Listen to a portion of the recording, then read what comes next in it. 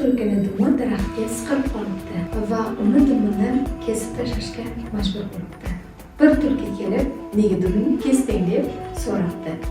Shunda hozir men shunaqa baxtlimanki, dumim kesilgandan sevinchdan portlayapman, chunki dumim yo'qligi menga zavq beryapti debdi.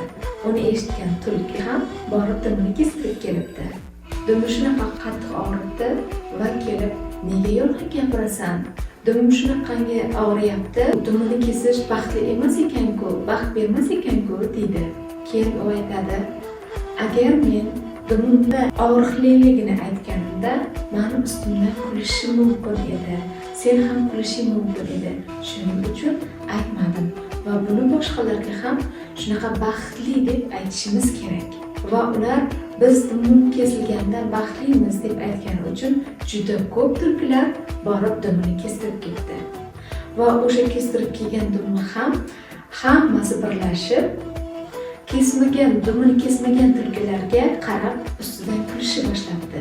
Xulosa shundaki, yomon insonlar o'zi baxtsiz holatga tushib qolsa, ularni ham bu holatim baxtli deb yolg'ondan o'ziga jalb qilishi mumkin. Va hammasi o'zini baxtli deb ko'rsatishi har bir jamiyatni chalg'itib qo'yadi. Yomon inson butun jamiyatni ham bulg'ashi mumkin.